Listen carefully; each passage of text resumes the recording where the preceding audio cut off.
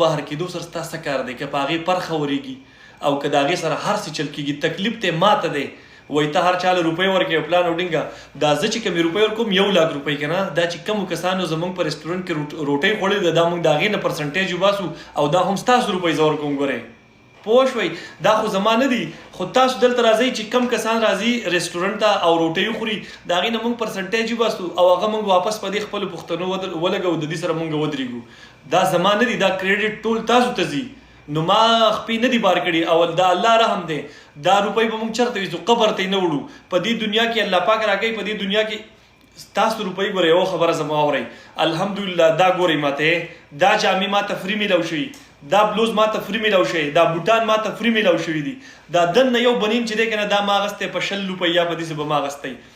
دا موبایل چې کوم انلاین یم دا ماته فري میلاو شوی، ماته آیفون 12 13 14 15 دا ماته فري میلاو شوي دي. ماته زه ستاسو پیسې په ځان نه لګوم د الله بندګانو، دا ستاسو خپلې روپۍ دي، هغه زه رالمه او واپس یې په تاسو باندې لګومه.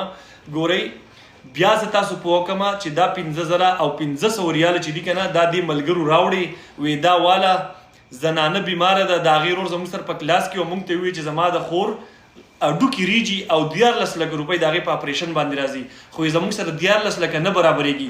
ما ورته ووایي ما 1,00,000 روپۍ به زه د AKR رسټورنټ د طرفه درکړم او باقي به موږ اواز اوچت کړو 8 لکه روپۍ هېڅ شی نه دی. یو کس ټلیفون وکړو 1,000 ریال هغه ووایي، نو 1,000 څو شوې؟ بیا 1,00,000 شوې، 75,000 تقریبا 1,00,000 د هغې نه راځي. نو هغه 1,00,000 روپۍ چې دي هغه سره شي، نو دا څو شوې؟ 6 لکه روپۍ شوې. باقي څو دي؟ 6 لکه. که څوک هم تاسو اوس راځئ په AKR 2 کې مونږ ناست یو، راشئ زموږ سره میلاو شئ او مونږ به ګوره دا روپۍ مونږ داسې نه ورکوو، هلته به ښه باقاعده ډاکټر ځي، هلته به باقاعده مونږ انویسټیګیشن کوو، د هغې نه وروسته به مونږ دا روپۍ ډاکټر له ورکوو، هغو نه ورکوو. هلو وعلیکم سلام وروره، د کوم ځای نه آنلاین یې؟ ارشد یم. او ریاض کوم ځای کې نه؟ ښه د شمیسي نه آنلاین یې، نو ته په دې موضوع پوهوایي چې دا زنانه بیماره ده هډوکي ریجي او د هغې دپاره مونږ آنلاین یو.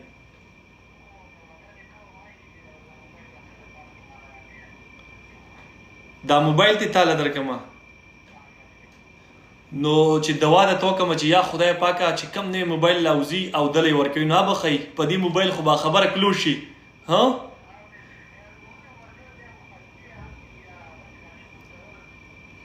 نو چې ستاسو ملګري مخالفي واغستې نو د هغې زه څنګه ذموار شم؟ هغه ته وایي رو ګاډی چلوه که نه، مړه رور مې نه دا وګوره یارې هلکه ګورئ مه کوئ تباه کېږئ. دا شته تباه ښیو، دا چې څونه تباه یو په دې اشارو کې ګرځئ، د شمیشي اشارې ته ځئ چې په کم ځای کې اشارې په هغې کې به پښتون چې دی که نه هغه بېروزګار یي.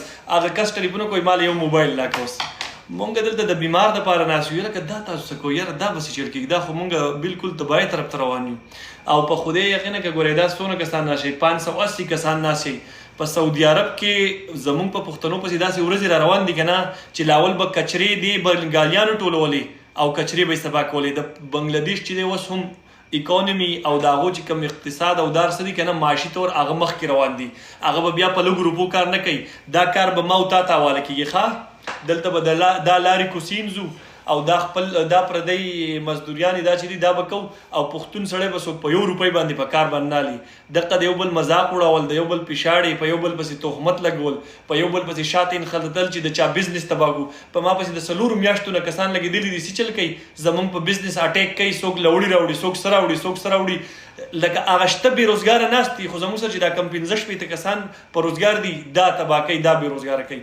نو ګورئ دا زما واورئ چې ګورئ په راروان دور کې که مونږ ځان چینج نه کړو او په صحیح کارونو باندې ونه لګېدل، نو دا بنګالیان چې کم کارونه کوي که نه، لکه مطلب دا کم صفایانې دلته د خلکو دا پلشونه صفا کوي، دا کډرې صفا کوي، دا نالۍ لارې کوڅې صفا کوي که نه، دا به زما او ستا کاري. ښه دا صفایانې به مونږ کوو، مونږ به څوک په 2 روپۍ په کار نه هلو.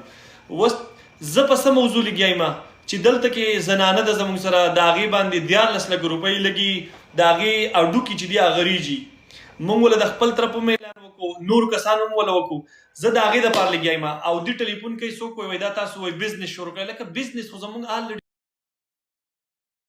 شته 13 لک روپۍ څه دي د خدای ظالمه.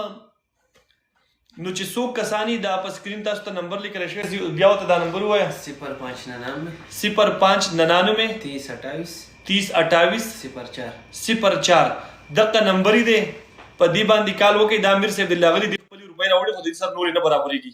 زما په خبره پوه شوئ؟